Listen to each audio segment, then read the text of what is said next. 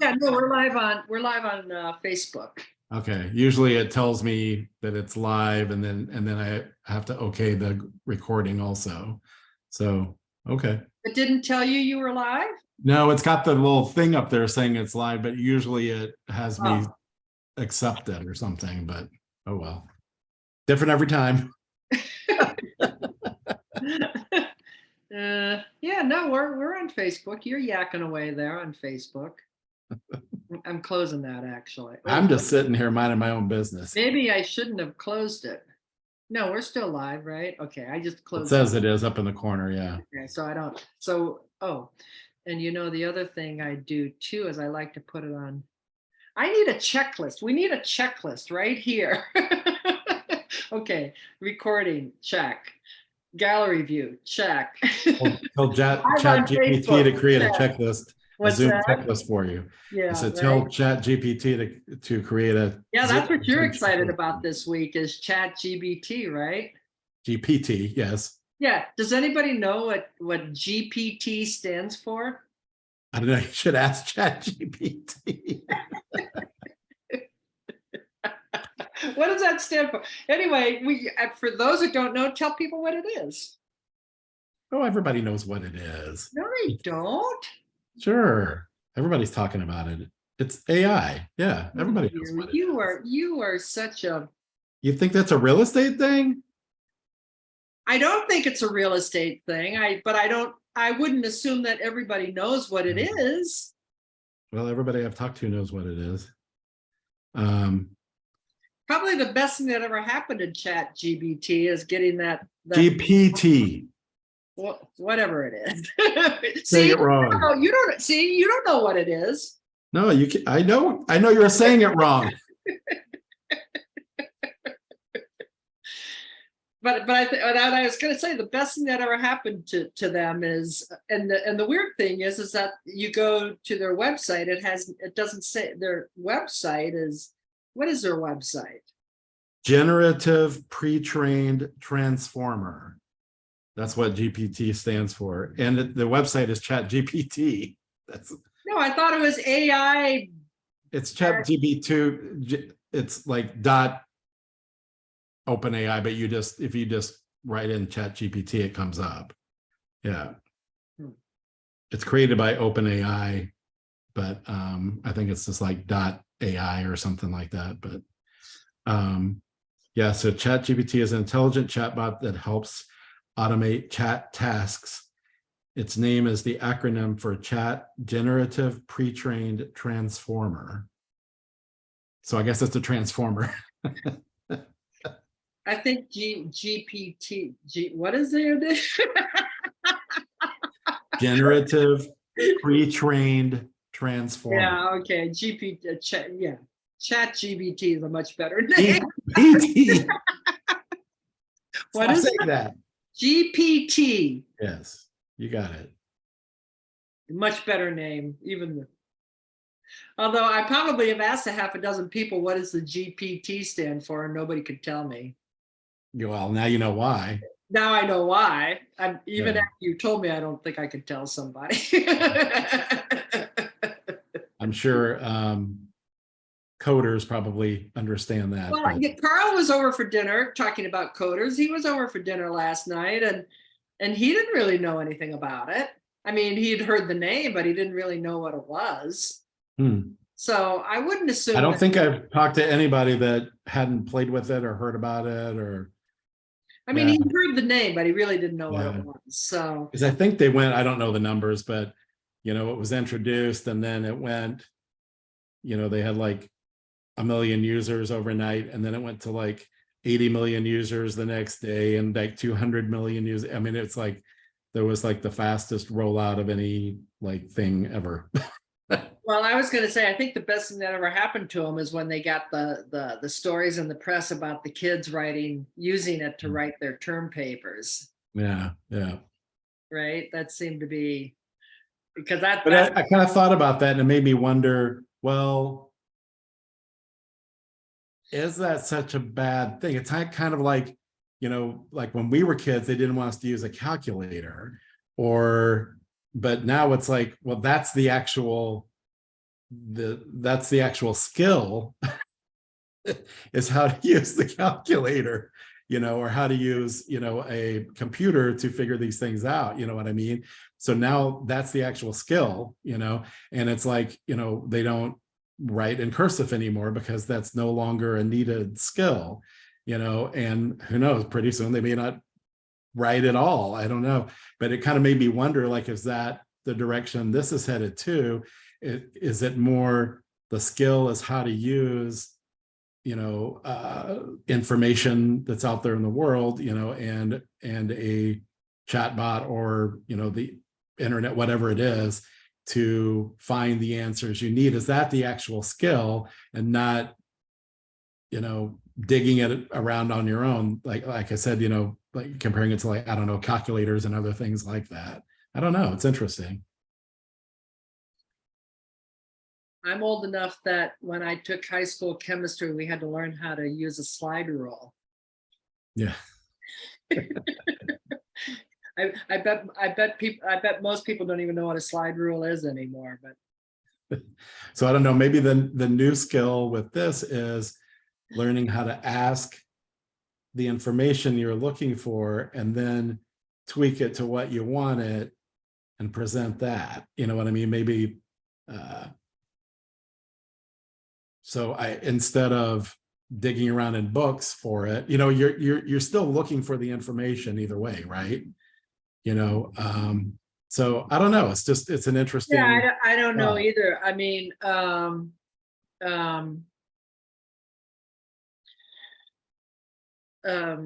yeah, I don't know either. I mean, because I don't know. It's pretty interesting though. It's obviously, like many other things, it's changing fast, and that was the big deal about ChatGPT, is that, I mean, the AI itself is fascinating and interesting, but how fast it's rolled out and people are adapting it and using it, and how quickly it's transforming all sorts of things. That's the big story there, and that's why I think most people that do know about it is because of that, not just because they're using it, but because that's the story, is like what a big deal it's become practically overnight. Well, and actually, after that whole thing where these professors learned that their students were not actually writing their papers, but just going to chat GPT for it. Is that right? Now that you yell at me. um, there was an article that came out maybe a month later talking about how now professors are actually leaning into it, kind of like what you're saying, and Oh, interesting. Yeah. yeah, and use and giving them assignments. How to and using it. Yeah. Right. Huh. Yeah. So yeah. So kind of interesting, but so that's all the buzz in the compass world these days. They're doing all kinds of trainings around it, and like you just sent me over an email showing you had used it to come up with an email campaign for not an email. What did you? No, it was a business plan, like a It was a 12. business plan. Yeah. Yeah, you had it. You had it. We're reading this book in one of our groups called. I just finished it this morning. Oh, did you? Yeah, and I went to their website to try and download some of the action plans, but they don't have those documents on their website. You have to sign up for like an email list or something. So I was a little disappointed, but yeah, but you had it generate kind of a 12-week business plan for you Based on that book. based on this I book. told it, like, based on this book, and so it used it, and I had actually just signed up for the paid version of GPT. So it's a little higher level, and it was really fast. I don't know if when you've used it in the past, it kind of thinks and like types a little bit and thinks and types a little bit. This was just like blah, blah, blah, blah, blah, blah. Like it just, like I said, it just seconds it filled this whole thing in. So I'm assuming that's because it's the higher level program or whatever. But yeah, it worked really quickly and created like a whole business plan, but based on the premise of that book. So I could tweak it more and say, whatever. But I thought that was really fascinating. It knew all of the strategies and the concepts of the book. So pretty cool. So obviously they're out there in the internet somewhere that the chat bot could find them. Yeah, right. Yeah. And like I said, in just a few seconds, Yeah, amazing. Yeah. organize all the information and everything. Yeah, pretty cool. The bots are taking over the universe. Yeah, and it's almost like I can't the challenge now is almost like, and what ways do we use it? The not just chat GPT, but the AI in general. Like, I can already see that we don't even know yet or fully grasp, how it's going to change things, but that it is. Yeah. Mhm. Yeah, yeah. So I have kind of exciting real estate news. I listed a home over in East Ravenswood, and we're coming on the market.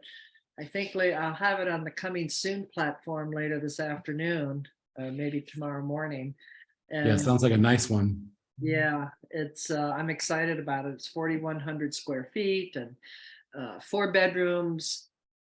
Just on the second floor, there's a master suite, bedroom, bath, walk-in closet, 4 bedrooms, all a nice size, plus 2 more full bathrooms. So there's 3 full bathrooms plus a laundry room, plus 4 bedrooms, all on the second floor. And then there's a 5th bedroom and a fourth full bath in the basement, kind of an au pair room, or could be an au pair, whatever, guest bed, whatever, finished basement. And yeah, it's What's the exciting. price? $1,700,000. Yeah. Yeah. A bargain. Yeah.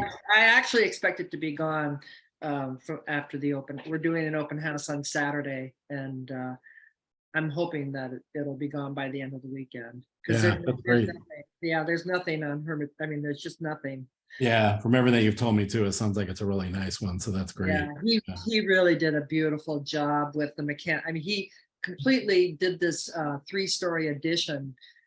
It's been about not quite, well, about 8 years ago, and you really don't even know that it's an addition, because he mimicked the vintage features of the home through the new addition, the trim and the floor. He's got the original home had quarter sawn oak floors. It's 1901. And he repeated that in the addition. That's hard to do. Yeah. No kidding, right? I mean, I don't Yeah. even know how he did that. And the trim and the doorknobs, and I mean, it's phenomenal. It's truly unique. And those are deep lots over on Hermitage. They're 164 deep. So he's got a big deck and a big yard, and it's really a lovely home, particularly if you're into the vintage. Yeah. So anyway, I'm excited about that. And Good. yeah. Oh, I meant to tell you off the real estate topic again. We met some friends over at Volari last night. I was telling you about, right. and one of them got that lobster dish. I was telling you that I thought Bob would like, and it is on the menu. It wasn't a special. Yeah. Yeah. Oh, okay. That Piccolo Mundo down in Hyde Park is a little trattoria. It turns out we were there in October and they closed the end of November. And I guess now a brunch place is opening in that space. But that Piccolo Mundo was there for like 40 years. So it was quite. Say 4 or 40. 40. What? Oh wow. Okay. Yeah, but I guess the owner just decided to retire, and that was it. You would have thought he could have sold that business and kept it going, but I guess maybe he tried, who knows, right? But anyway. Yes, you need to get Bob over to Volari. I think it's Linguini Aragosta. And it's got like a red sauce with a bunch of lobster meat and then a lobster tail in it too. Oh wow. Okay. Yeah. All right. So sounds right up his alley. Awesome. Yeah. What else is going on? What do you know? What's new? My sister's coming back this weekend, so that's kind of cool. Yeah. She flies in on Saturday, just found On out. Sunday. This weekend is not that anybody cares, but we care because we sing in the church choir. But yes, We're going to the that's why she's coming out a little bit earlier. We're going to the Tinley Park Brew and Vine. We go to every year oh, down at the Tinley Park Convention Center, and a bunch of stumps like childhood friends go, and his sister's going with some friends, and we've got Donnie and Jeff are going with us, and we usually end up in a big group of like 20 people or so down there, and it's the whole convention center is set up. It's like 60 breweries and vineyards, and you get tickets, and it's basically oh, I tasting remember you all talking day. about this, but for some reason I thought you went southwest. I didn't think you went to Tinley Park. I thought you went like Naperville or Hinsdale or something for that. Nope, it's Tinley Park. That's where his sister lives, actually. Yeah. Stump's sister lives in Tinley Park. Mhm. I- Yeah. I don't know. But Okay. it really was more because of his childhood friends that all live in that area that go. But yeah. So she's coming a little early so she can join us for that. Well, that'll be fun. I get the designated driver ticket. Oh, boo. Yeah. Well, the sun is shining today. It only comes with four drinks. Oh my God. It's such a South Side thing, right? The designated driver ticket. Now, this is the city of Tinley Park designated that puts driver this gets on. 4 tickets. Yes, yeah. And quite honestly, they always hand me a whole roll of tickets anyway. But yeah, but the ticket supposedly comes with 4, like only 4 beverage tickets for Oh, how many do you get? designated Holy. The others get like 20 or 30, I don't know. My God. So Yeah. so what do you have these tickets and you go around to the different kiosks or like craft brewers or something? Yeah. And then they don't give And you, vineyards. Yeah.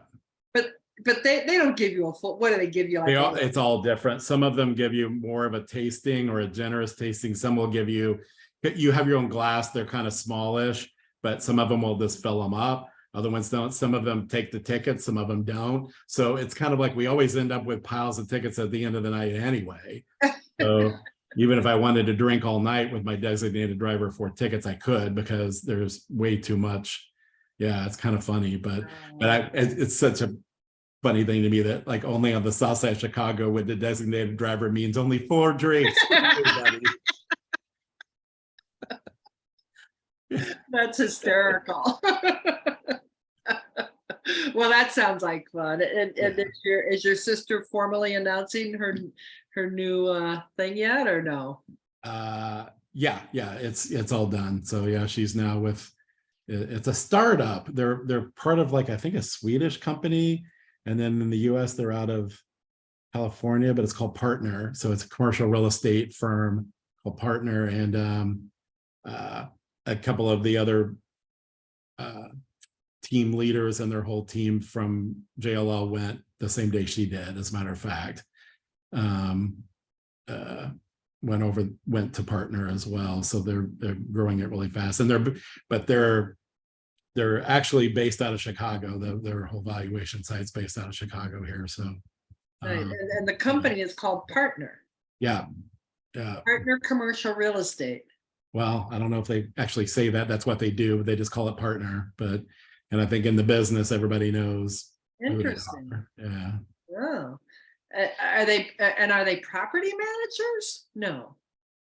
No, it's sales management. It's like JLL. They do everything in commercial. They build, sales management, building, leasing, valuation. So a lot of their, my sister's group does valuation. So for all the, especially for affordable housing builders and all that, and purchasers and all that, they do all the valuations for all the projects. And especially with affordable housing, they have all the different layers of government programs. So it's really complicated stuff. You have to have one of those kind of, Rain Man kind of minds to like put it all together, because they have overlaying programs of different, federal and state and municipal, and then some of them work with other ones and they don't, and then so you only part of this program works with that, and et cetera, et cetera. They have some that will have like 30 different programs in it. Yeah. Wow. Yeah, it's pretty crazy. Interesting. Cool. Well, next week when we convene again, it'll actually be April. Saturday is April Fool's. So the seasons are moving along. The first quarter is over, and we're That's going the Bruin Vine is on April Fool's Day. in the Bruin Vine, and it sounds like Hopefully it's not a joke this year. hopefully not. Sounds like it's a joke every year. All right. Well, have a good week, and we'll see you same bat time, same bat channel. Sounds good. Have a good week.